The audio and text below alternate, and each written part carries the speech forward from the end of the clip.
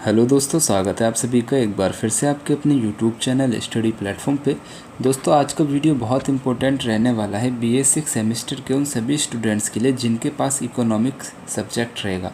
ये वाला जो क्वेश्चन पेपर है दीनदयाल उपाध्याय गोरखपुर यूनिवर्सिटी का है और महाराणा महाविद्यालय का एक क्वेश्चन पेपर रहेगा। ठीक है, 2023-24 का ये यानी कि प्रीवियस ईयर का जो है क्वेश्चन पेपर है। अभी आपका 24-25 चल रहा है। तो इस क्वेश्चन पेपर को सॉल्व कराने का उद्देश्य सिर्फ यही है कि जो स्टूडेंट्स अभी 2024-25 में एग्ज़ाम देने वाले हैं इकोनॉमिक का, उनका इस क्वेश्चन पेपर की मदद से हेल्प हो सके अभी के जो एग्ज़ाम आने वाले हैं। बस यही एक उस उद्देश्य इसका रहेगा। कोई अपने आंसर की चेक करने के लिए ये वाला क्वेश्चन पेपर नहीं दिया है। तो मेरी रिक्वेस्ट पे जिन्होंने ये पेपर मुझे दिया है उनका सबसे पहले मैं धन्यवाद देता हूँ कि उन्होंने काफ़ी बच्चों की मदद करने के लिए इस क्वेश्चन पेपर को मुझे सेंड किया है। तो देखो, सारे क्वेश्चन स्टार्ट करेंगे और ये क्वेश्चन पेपर जो आपका रहेगा ना 311 का रहेगा, यानी कि इको 311 इस क्वेश्चन पेपर का कोड रहेगा। ठीक है, ग्रुप 1 रहेगा, पार्ट सेकंड ये रहेगा। ठीक है, इस क्वेश्चन पेपर में हम यहाँ पे सॉल्व करेंगे। देखो, सारे क्वेश्चन मैंने सॉल्व कराए हैं, कुछ क्वेश्चन रह गए हैं तो जिनके लिए आपसे मैं कमेंट में कहूँगा कि भैया आप इसको जो है कमेंट में बता देंगे, तो बाकी लोग जो है कमेंट एक बार चेक ज़रूर कर लेना।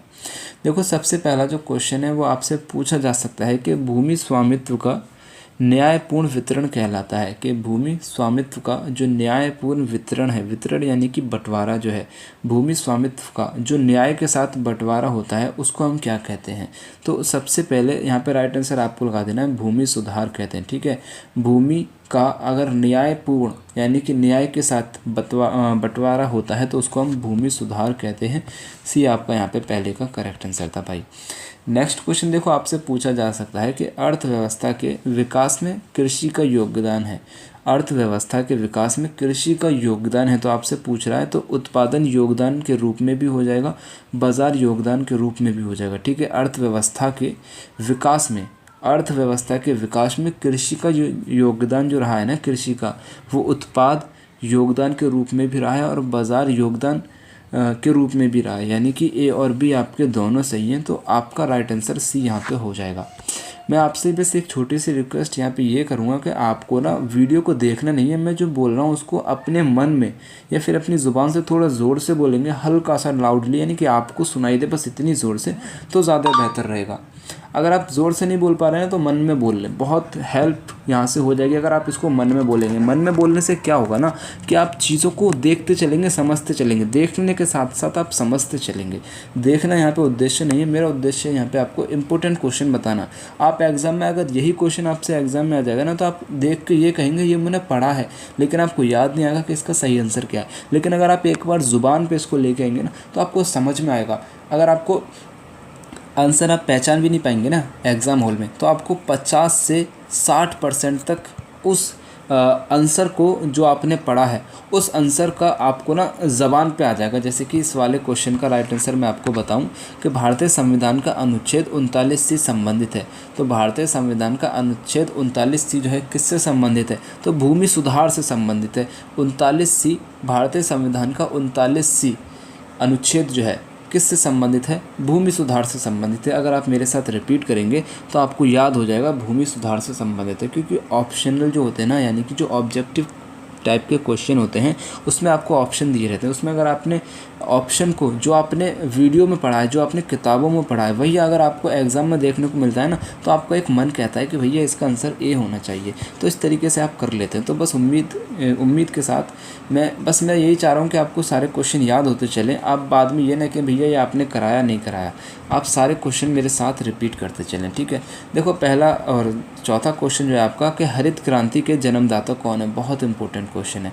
हरित क्रांति के जन्मदाता ना MS स्वामीनाथन हो जाएंगे। हरित क्रांति के जन्मदाता कौन हो जाएंगे भाई, MS स्वामीनाथन हो जाएंगे। और यहाँ पे मैं एक बात और आपको बताता चलूँ कि जो हरित क्रांति है ना भाई, देखो इन क्वेश्चनों को आपको ध्यान से रखना है, मतलब कि ध्यान में रखना है, अपने माइंड में सेट रखना है कि हरित क्रांति जो हुई थी वो कब हुई थी, 1965 में हुई थी। ठीक है, 1965 में ये स्टार्ट हुई थी। क्या हुई थी, हरित क्रांति 1965 में स्टार्ट हुई थी। और ये संबंधित थी, किससे संबंधित थी, तो ये एसोसिएट थी इंक्रीज फूड ग्रेन प्रोडक्शन, यानी कि जो फूड जो आपका अनाज है, अनाज का जो प्रोडक्शन है ना उसको बढ़ाने से संबंधित थी। अनाज है जैसे कि आपका चावल है, जैसे आपका गेहूँ है, ठीक है। ये सारे जो अनाज हैं इसको बढ़ाने से संबंधित थी ग्रीन रिवॉल्यूशन। और ग्रीन रिवॉल्यूशन के जन्मदाता किसे कहा जाता है, फादर ऑफ ग्रीन रिवॉल्यूशन किसे कहा जाता है, MS स्वामीनाथन को फादर ऑफ हरित क्रांति कहा जाता है। ठीक है, फादर ऑफ ग्रीन रिवॉल्यूशन कहा जाता है। इन 4 पॉइंटों को आपको देखो बाबू यहाँ से याद रख लेना है। क्वेश्चन नंबर 4 से मैंने आपको बताया है। हरित क्रांति के जन्मदाता MS स्वामीनाथन हो जाएंगे। स्टार्ट कब हुई थी, 1965 में हुई थी। और ये एसोसिएट थी यानी कि संबंधित थी, किससे संबंधित थी, इंक्रीज फूड ग्रेन प्रोडक्शन यानी कि बढ़ाने से, क्या बढ़ाने से, फूड ग्रेन प्रोडक्शन यानी कि जो अनाज है, दाल चावल आपका गेहूँ, इन सब के प्रोडक्शन को, इन सब का उत्पाद को बढ़ाने से संबंधित थी हरित क्रांति। बाबू याद रखना है, इंपॉर्टेंट क्वेश्चन है। देखो यहाँ भी इंपॉर्टेंट क्वेश्चन है, जो इंपॉर्टेंट है उसको मैं बताता चलूँगा। बस रिक्वेस्ट रहेगी आप इसको नोट करते चलना कॉपी में, जो मैं आपको बता रहा हूँ। ठीक है, स्किप मत करना वीडियो को, ज़रा भी बहुत नुकसान होने वाला है फिर। HYVP का संबंध है, तो HYVP का संबंध हो जाएगा भाई, किससे हो जाएगा, HYVP का संबंध आपका हरित क्रांति से हो जाएगा बाबू। यहाँ पे आपको मैं 4-5 पॉइंट लिखवाने वाला हूँ, तो पेन हाथ में लेकर यहाँ पे लिखो। सबसे पहले HYVP की फुल फॉर्म आपको लिखनी है। HYVP इसका मतलब होता है हाई यील्ड वैरायटी प्रोग्राम। ठीक है, स्पेलिंग लिखो HIGHYIELDING, high yielding variety, VARITIES varieties programme. ठीक है, देखो हाई का मतलब होता है उच्च, येल्ड का मतलब होता है कि उपज यानी कि उच्च उपज वाली, वैरायटी यानी कि किस्म, उच्च उपज वाली किस्म। ठीक है, तो ये और यहाँ पे ना देखो P लगा दें यहाँ पे प्रोग्राम के लिए, लेकिन जो हाई येल्ड वैरायटी क्या था ना, एक सीड था, सीड यानी कि बीज थे, उच्च किस्म के उपज वाले। ठीक है, उच्च किस्म के यानी कि हाई किस्म के जो उपज होती है उसको उगाने के लिए, अनाज को, एक अच्छी किस्म का अनाज को उगाने के लिए एक तरीके के सीड थे, बीज थे, तो उसको HYVP कहते हैं। तो वो किससे संबंधित है, हरित क्रांति से संबंधित थी बाबू। हरित क्रांति जो है क्या था मैंने आपको बता दिया है, एसोसिएट थी फूड ग्रेन प्रोडक्शन से, उसको बढ़ाने से संबंधित ये आपकी हो जाएगी। यहाँ पे 1-2 पॉइंट आपको यहाँ पे और लिख लेना है। किससे, हाँ चलो यहाँ पे मैं आपको पहले बता रहा हूँ कि पीली क्रांति जो थी ना, स्टार्ट कब हुई थी, 1986 से 1987 तक ये चली थी, स्टार्ट हुई थी। और पीली क्रांति के जो फादर हैं, फादर ऑफ येलो रिवॉल्यूशन किसे कहा जाता है, तो सैम पिट्रोडा को कहा जाता है। किसको कहा जाता है, सैम पिट्रोडा। देखो मेरी स्क्रीन के हिसाब से मेरा जो हाथ है ना वो बड़ा है, तो मैं उस पर इतना बड़ा ही लिख पाऊँगा। तो मैं आपको जो बताता चल रहा हूँ उसको आप क्रम से अपनी जो है एक अपनी कॉपी में लिखते चलेंगे। तो सैम पिट्रोडा जो हो जाएंगे येलो रिवॉल्यूशन के फादर हो जाएंगे। येलो रिवॉल्यूशन जो स्टार्ट हुई थी 1986 में स्टार्ट हुई थी, कब तक चली थी, 1987 तक चली थी। और ये संबंधित थी यानी कि एसोसिएट थी। जो आपकी पीली क्रांति है ना, किससे संबंधित थी, पीली क्रांति से आप क्या समझ रहे हैं, सरसों आपने देखा है, सरसों क्या है, सरसों का खेत होता है, तो उसमें क्या होता है ना, जो बीज होते हैं ना उसमें तेल निकलता है। ठीक है, तो येलो रिवॉल्यूशन से आप समझ जाएंगे कि वो किससे संबंधित थी, तो ऑयल से संबंधित थी। ठीक है, ऑयल के प्रोडक्शन से संबंधित हो जाएगी या फिर ऑयल के सीड से संबंधित हो जाएगी येलो रिवॉल्यूशन। ठीक है, इससे आपको याद रखना है। अब अगला देखो, नीली क्रांति किससे संबंधित है, नीला क्या होता है जनरली आप मुझे बताओ, तो नीला क्या हो जाएगा, पानी आपका हो जाएगा। ठीक है, तो पानी से संबंधित थी, पानी में मछली से संबंधित थी। देखो इसको भी मैं आपको शुरू से लिखवाता हूँ, नीली क्रांति आप हेडिंग डाल लेंगे तो जो आपकी हो जाएगी ब्लू रिवॉल्यूशन। तो ब्लू रिवॉल्यूशन जो स्टार्ट होती है ना आपकी 1985 में स्टार्ट होती है, 1985 से 1990 तक ये चलती है। क्या चलती है, नील क्रांति आपकी चलती है। अब नील क्रांति जो है संबंधित हो जाएगी, किससे संबंधित हो जाएगी, ये संबंधित है आपकी फ़िश प्रोडक्शन से। यानी कि आपका देखो ब्लू क्या है, पानी में कौन रहता है, मछली रहती है ना, तो बूस्ट करना है, किसको बूस्ट करना है, फ़िश का जो प्रोडक्शन है ना उसको हमको बूस्ट करना है। तो फ़िश प्रोडक्शन से ये संबंधित हो जाएगी नीली क्रांति आपकी। ठीक है बाबू, इसको याद रखना है। ठीक है, और एक बात और, ये बहुत इंपॉर्टेंट है, जो नीली क्रांति आपकी संबंधित है ना भाई, देखो 5 साल का यहाँ पे समय आपको दे रखा है, 1985 से 1990 तक 5 साल का आपको टाइम दे रखा है। यानी कि 5 ईयर प्लान के अंतर्गत ये सेट किया गया था। अब 5 ईयर प्लान कौन सा था, तो 7वां 5 ईयर प्लान था, ठीक है। 7वीं पंचवर्षीय योजना के तहत जो है आपकी नीली क्रांति संबंधित यहाँ पे हो जाएगी। इस 4 पॉइंटों को आपको याद रखना, ठीक है। नीली क्रांति जो है किस पंचवर्षीय योजना से संबंधित है, तो 7वीं पंचवर्षीय योजना से संबंधित है। नीली क्रांति कब स्टार्ट हुई थी, तो 1985 से 1990 तक ये चली थी। नीली क्रांति जो है का संबंध किससे है, तो भाई इसका संबंध जो हो जाएगा फिश प्रोडक्शन से इसका संबंध हो जाएगा बाबू, याद रखना है, ठीक है। ये सारे पॉइंट मैं आपको इसलिए बता रहा हूँ, आप स्किप करना चाहें कर सकते हैं, लेकिन इंपॉर्टेंट है इसलिए मैं आपको बता रहा हूँ। हरित क्रांति का मैंने आपको बता दिया है, ठीक है। अच्छा, श्वेत क्रांति आपका रहेगा, तो श्वेत क्रांति जो यानी कि वाइट रिवॉल्यूशन जो हो जाएगा ना, ये गाय से संबंधित हो जाएगा, यानी कि गाय का जो दूध वगैरह ना उसके प्रोडक्शन से संबंधित हो जाएगा। तो वाइट प्रोडक्शन जो रिवॉल्यूशन जो है ना आपका, वो 1970 से 1980 तक चला था, ठीक है। 1970 से 1980 तक ये वाइट रिवॉल्यूशन चला था। और ये जो क्या कहते हैं, श्वेत क्रांति जो है ना आपकी, ये world biggest dairy development programme था। वर्ल्ड बिगेस्ट यानी कि दुनिया का सबसे बड़ा डेयरी डेवलपमेंट प्रोग्राम, डेयरी यानी कि जहाँ पे दूध वगैरह मिलता है ना, उसी को हम डेयरी कहते हैं अपने यहाँ पे। तो world biggest dairy development programme आपका हो जाएगा श्वेत क्रांति। आपको कोई चीज़ नहीं समझ में आ रही है, आप मुझे कमेंट करेंगे, इसी वीडियो के नीचे आपको आंसर उसका मिलने वाला है, ठीक है। ग्रीन रिवॉल्यूशन के आपको फादर को याद रखना है, MS स्वामीनाथन। नेक्स्ट क्वेश्चन देखो, आपसे पूछा जा सकता है कि निम्नलिखित में से कौन पंचवर्षीय योजना पर केंद्रित योजना कृषि पर केंद्रित थी, यानी कि निम्नलिखित में से कौन सी पंचवर्षीय योजना कृषि पर केंद्रित थी। तो भाई सबसे पहली जो पंचवर्षीय योजना थी, ठीक है, सबसे पहली जो पंचवर्षीय आपकी योजना थी वो कृषि पर ही केंद्रित थी, ठीक है। सबसे पहली पंचवर्षीय योजना, सबसे पहले जो पंचवर्षीय योजना है वो कब स्टार्ट हुई थी, आपसे क्वेश्चन ये भी कर सकता है। तो भैया आपको आंसर लगा देना है 1951 से 1956, ठीक है। 1951 से 1956 ये पहली पंचवर्षीय योजना थी जो कि कृषि पर केंद्रित थी। बहुत सिंपल सा आंसर यहाँ पे आपको लगाना। देखो यहाँ पे मैं कुछ आंसर और बता सकता हूँ, इतना इंपॉर्टेंट है नहीं, आप कैलकुलेट करके भी कर सकते हैं। दूसरी पंचवर्षीय योजना थी ना, वो आपकी चली थी 1956 से 1951 तक, 1951 तक, ठीक है। 1956 से 1961 तक चली थी, ठीक है। 61 तक, 1961 तक ये चली थी। 9वीं जो थी आपकी चली थी 1997 से 2002 तक चली थी। और 10वीं जो थी 2002 से आपकी 2007 तक आपकी चली थी। पहली आपको पता है 1951 से 1960, सॉरी यहाँ गलत हो गया, पहली जो चली थी ना आपकी 1951 से 1956 तक चली थी, ठीक है। इतना आपको ये सारी बातें याद रखना है।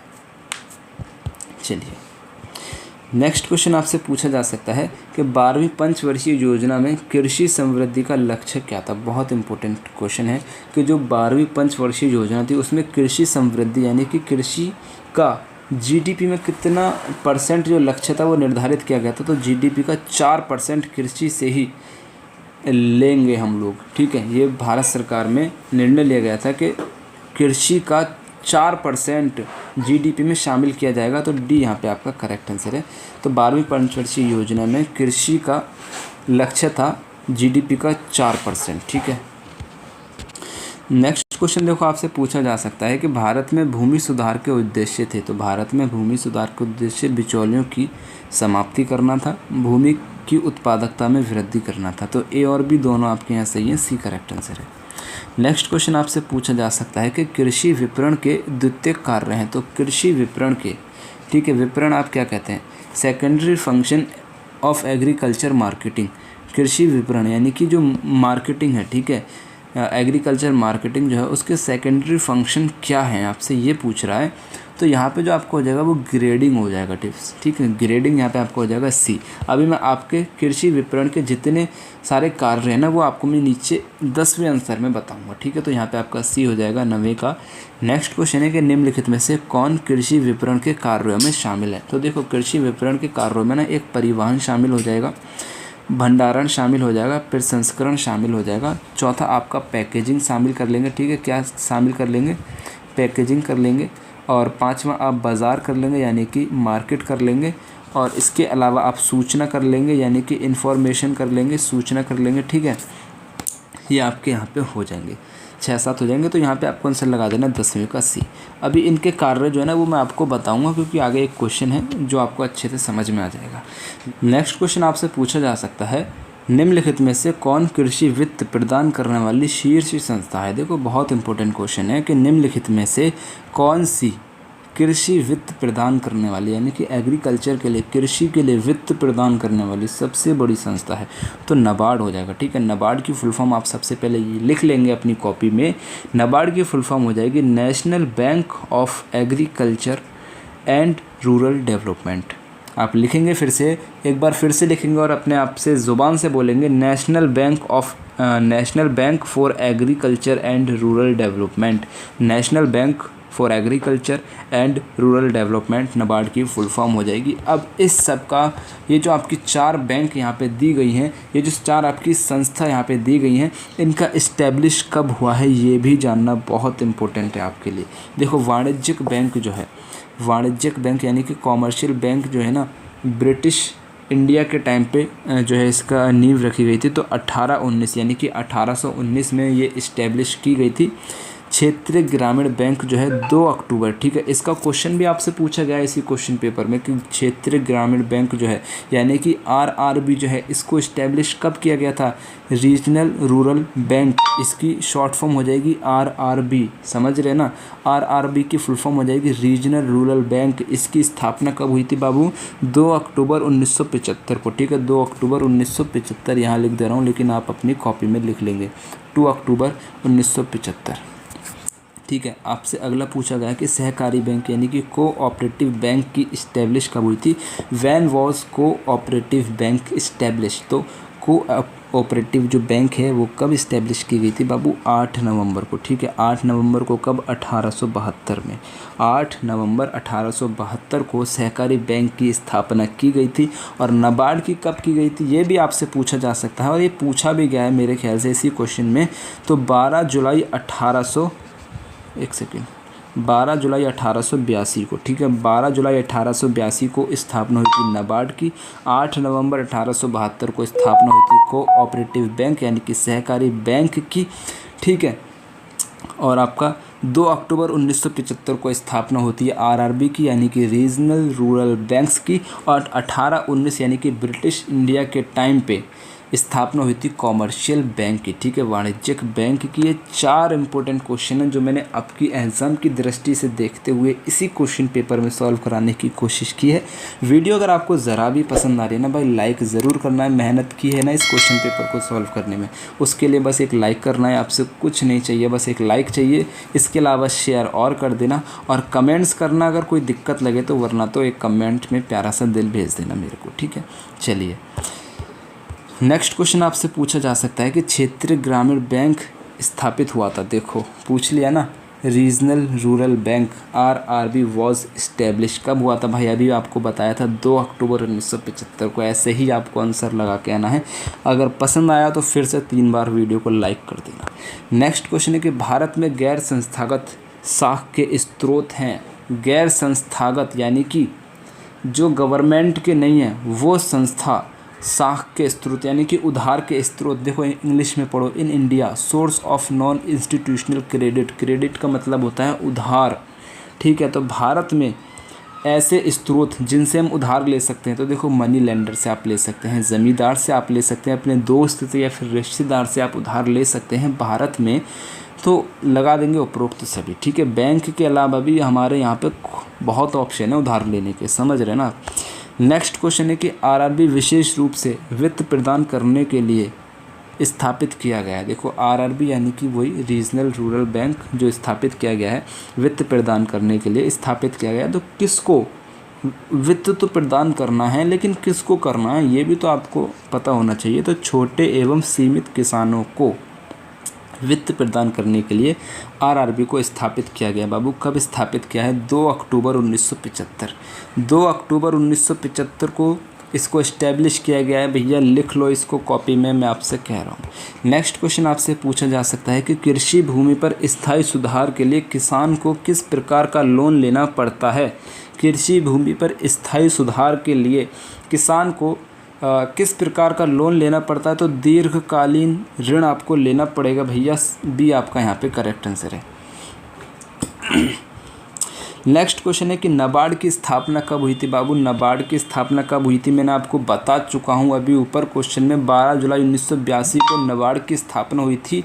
ये यहाँ पे करेक्ट आंसर है। जितने क्वेश्चन बता रहा हूँ आपको देखना है। अगर वीडियो दोबारा नहीं देखनी है तो लिखते चलना बाबू साथ के साथ। दोबारा देखना चाहो तो मेरा अच्छा ही है भैया, मेरी वीडियो दोबारा देखोगे, लेकिन अगर आपके पास टाइम कम है लिख लेना तो आप 5 मिनट में पूरा रिवाइज कर लोगे, मैं ये मान रहा हूँ, ठीक है। 12 जुलाई 1982 को नाबार्ड की स्थापना हुई थी। नाबार्ड की फुल फॉर्म आपको मैंने बता चुका हूँ बाबू, याद रखना। फुल फॉर्म पूछ सकता है, national bank for agriculture and rural development. National bank for agriculture and rural development इसकी फुल फॉर्म हो जाएगी।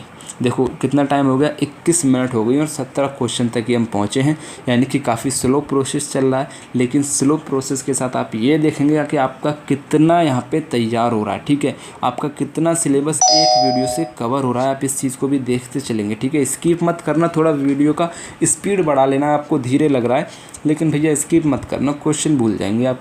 नाबार्ड का मुख्यालय स्थित है, तो नाबार्ड का मुख्यालय मुंबई में हो जाएगा। डी आपका करेक्ट आंसर। चलो मैं थोड़ा स्पीड से आपको यहाँ से लेके चल रहा हूँ। नेक्स्ट क्वेश्चन है कि शिवरामन कमेटी संबंधित है, तो शिवरामन कमेटी जो आपकी संबंधित है बाबू,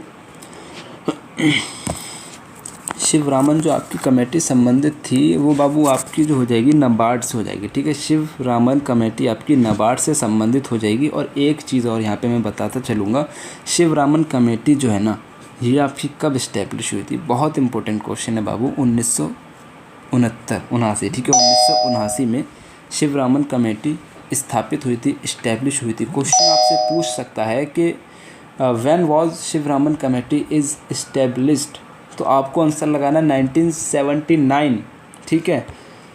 चलो नेक्स्ट क्वेश्चन है, भारत में 14 वाणिज्यिक बैंकों का राष्ट्रीयकरण किस वर्ष हुआ था। बहुत इंपॉर्टेंट क्वेश्चन है कि 14 कॉमर्शियल बैंक जो नेशनलाइज्ड की गई थी वो कब की गई थी, तो आपको बाबू आंसर लगाना है 19 जुलाई 1969 को, ठीक है।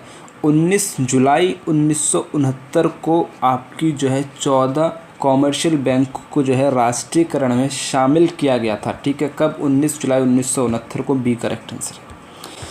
नेक्स्ट क्वेश्चन आपसे पूछा जा सकता है कि केंद्रीय सहकारी बैंक का गठन किया जाता है, यानी कि कोऑपरेटिव बैंक का जो गठन किया जाता है बाबू वो किस लिए किया जाता है, जिला स्तर पर किया जाता है। बी करेक्ट आंसर है। नेक्स्ट क्वेश्चन है कि निम्नलिखित में से कौन सा भारत में निम्न कृषि उत्पादकता का कारण नहीं है, तो राइट आंसर आपको लगा देना है कुशल विपणन सुविधाएं। सी करेक्ट आंसर है। थोड़ा मैं स्पीड से चलूँगा, ठीक है, टाइम बहुत हो रहा है।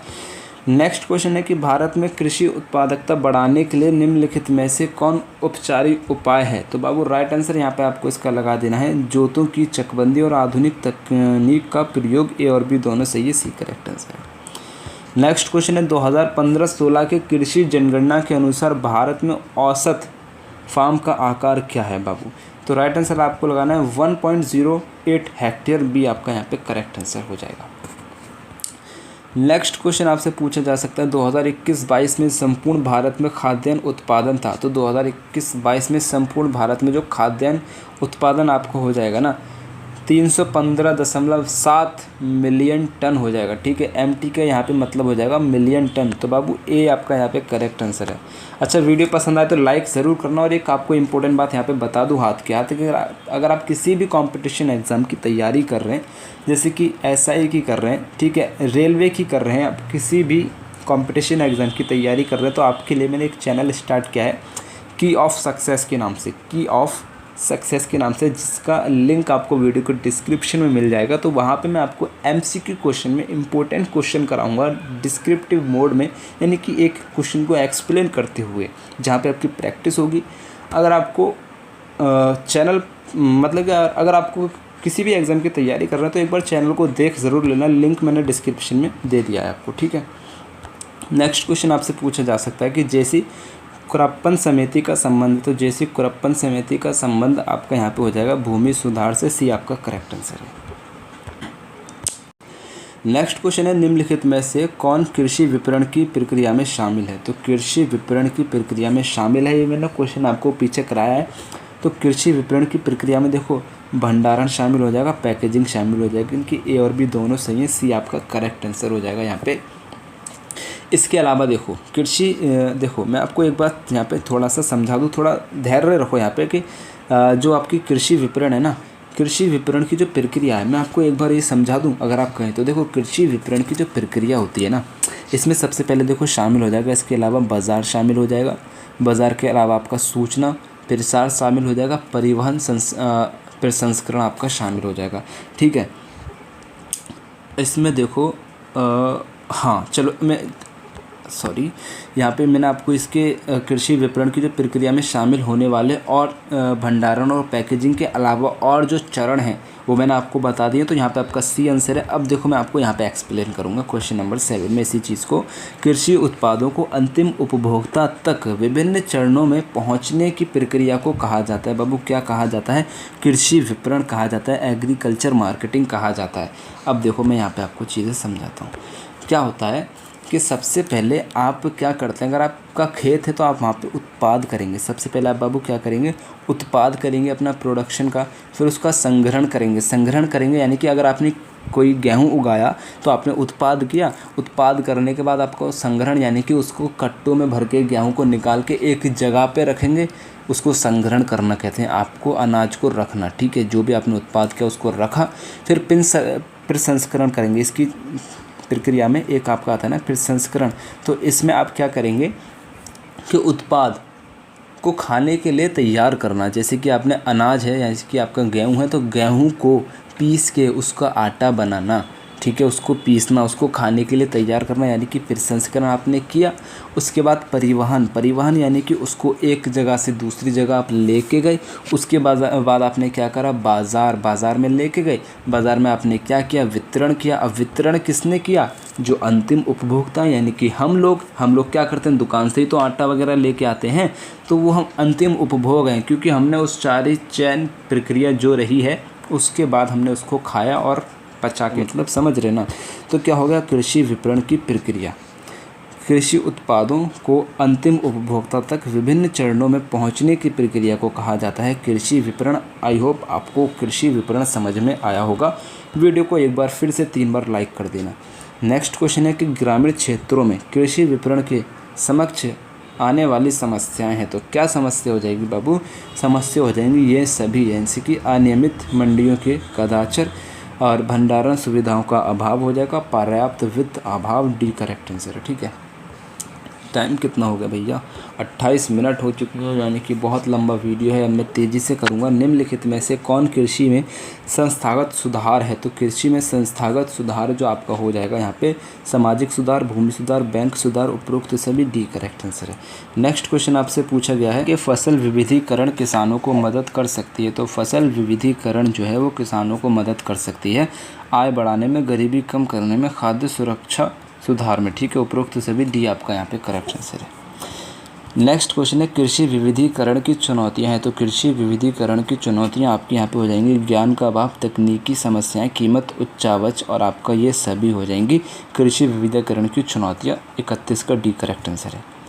नेक्स्ट क्वेश्चन है कि कुल फसली क्षेत्र वही रहता है लेकिन भूमि के एक ही टुकड़े पर एक से अधिक फसल उगाना कहलाता है। बाबू क्या कहलाता है? आप सभी को पता है, कृषि विविधीकरण कहलाता है। ठीक है, ये करेक्ट आंसर है। नेक्स्ट क्वेश्चन है निम्नलिखित में से कौन विनियमित बाजार का उद्देश्य नहीं है? तो राइट आंसर आपको लगाना है कमीशन और दलाली को बढ़ावा देना। सी आपका करेक्ट आंसर है। नेक्स्ट क्वेश्चन आपसे पूछा गया है कि भूमि समेकन रणनीति का उपयोग निम्नलिखित समस्या को हल करने के लिए किया जा सकता है। राइट आंसर आपको यहाँ पे इसका लगा देना है उपरोक्त सभी, यानी कि भूमि विखंडन, सिंचाई और कृषि विपणन। डी आपका करेक्ट आंसर है। नेक्स्ट क्वेश्चन आपसे पूछा जा सकता है भूमि के विखंडन का परिणाम नहीं हो सकता। तो भूमि के विखंडन का परिणाम क्या नहीं हो सकता है? तो उच्च उत्पादन। ठीक है, नेक्स्ट क्वेश्चन आपसे यहाँ पे पूछा जा सकता है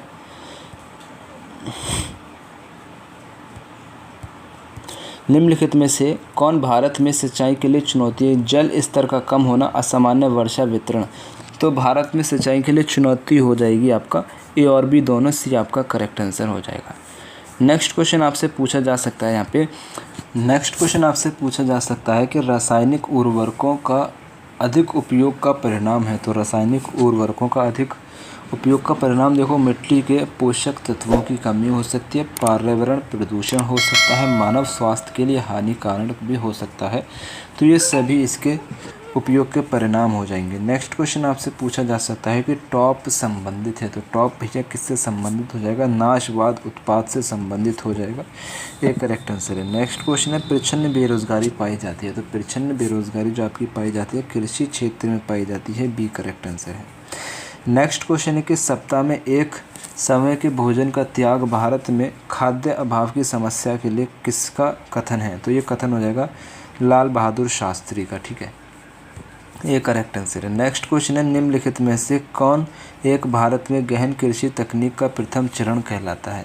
तो 41 का राइट आंसर है। 1961 से 1965 तक ये यहाँ पे करेक्ट आंसर है। नेक्स्ट क्वेश्चन है भारत में हरित क्रांति के जन्मदाता हो जाएंगे MS स्वामीनाथन।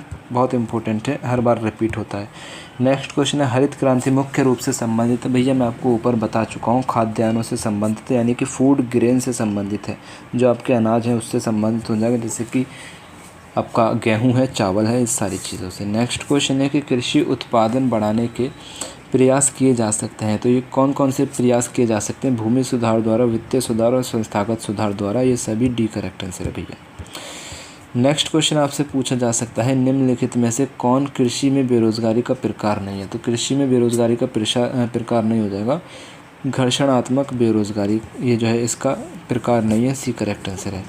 नेक्स्ट क्वेश्चन है कि नफेड संबंधित है, तो नफेड किससे संबंधित है? भैया इंपॉर्टेंट क्वेश्चन है, कृषि विपणन से संबंधित हो जाएगा।